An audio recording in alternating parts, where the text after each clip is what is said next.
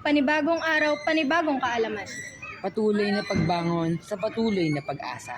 Kaya tara't samahan niyo kami sa isang makabuluhan at historikal na umaga dito sa Makasaysayang Kalayaan.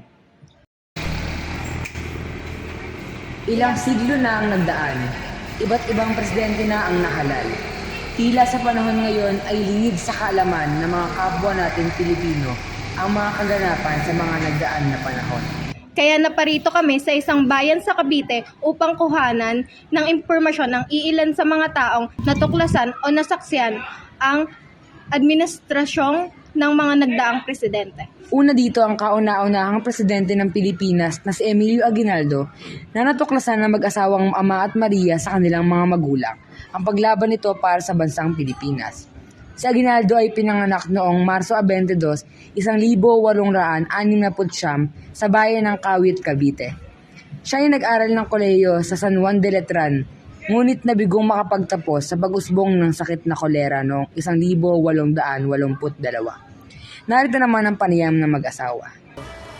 Si Aguinaldo, ang kauna-unahang presidente ng Pilipinas na naging makasaysayan dahil sa kontribusyon nito sa pagkamit ng kapayapaan ng Pilipinas laban sa mga mapangahas na mananakop at sunod sa mga aktibong lider nito sa Revolusyon Pilipinas, samahan ng katipunan na pinangunahan ni Andres Bonifacio.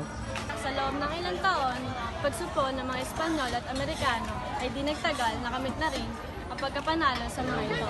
Kalaunan ay pirmahan kasunduan na tinatawag na Biak na Bato sa bayan ni Pablo Texas, sa bayan ng San Miguel, sa Bulacan. Noong Disyembre 15, 1897, na naglalayong magkaroon ng kapayapaan sa gitna ng kaganapan sa gitna ng Espanyol at Pilipinas. Ngunit sa kabila nito, palaisipan pa rin sa mga Pilipino na may kinalaman si Aguinaldo sa pagkamatay ni Bonifacio at sa kasama si Procopio. 6 na buwan nakalipas, itinatag at inunsyo ang Araw ng Kalayaan sa bayan ng Kawit sa Cavite. Pinagayway niya ang watawat ng Pilipinas upang isimbolo ang pagkapanalo nito sa laban ng mga dayuhang mananakop sa Pilipinas. Sumunod naman ay magkapatid na Juana at Nito na kanilang naabutan ng pamumuno ni Presidente Manuel L. Quezon na nanalabihan sa taong 1916 hanggang sa taong 1935. Si Quezon ay pinanganak noong Agosto 11, 1878 sa Baler. Siya ay namatay noong Agosto 1, 1944. Nag-aral siya sa Universidad ng Santo Tomas sa kurso ng abogasya, ngunit ito ay tinigil ni Quezon upang makiisa sa Revolusyonaryong Pilipino na pinangunahan ni Aguinaldo at kalaunan naging presidente at naging kauna-unahang Senate President na nahalal bilang presidente ng Pilipinas.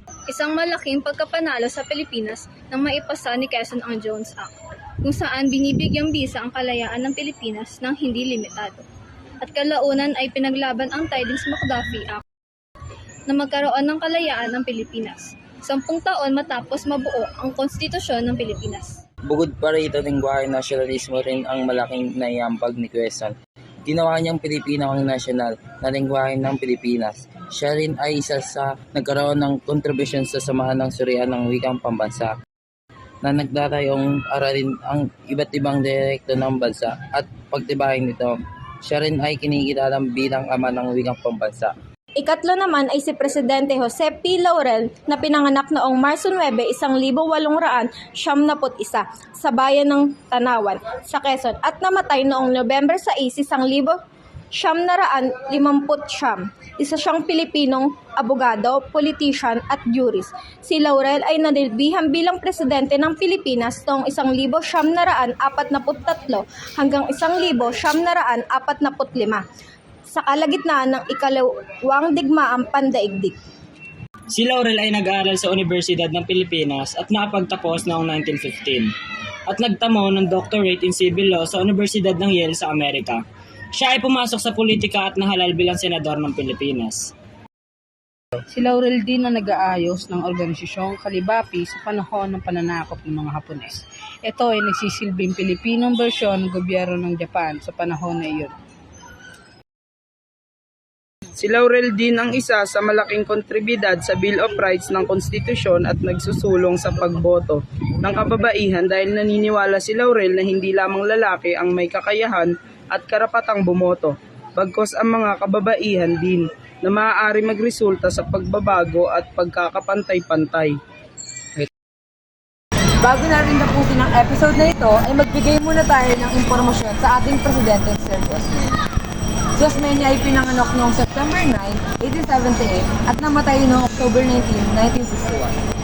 Siya rin ang ika-4 na presidente ng Pilipinas na nanilbihan sa 1944 to 1946. Si Sir Josmeña naman ang pumalit kay Quezon matapos ang biglaang pagkamatay nito. At siya rin ang pinakamatandang nahalal bilang presidente ng Pilipinas bago dumating si Presidente Rodrigo Duterte. At si Josmeña rin ang nagtatagang nationalista party na naglalayong sumuporta sa kalayaan ng Pilipinas matapos basbasan ng United States ang kalayaan sa bansa. Kung ganon, maraming salamat sa iba't ibang impormasyong aming nasagap at natuklasan.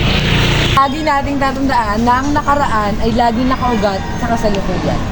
Muli, samahan niyo kami sa panibagong kalamang ating tatalakayin dito sa Makasaysayang Kalayaan.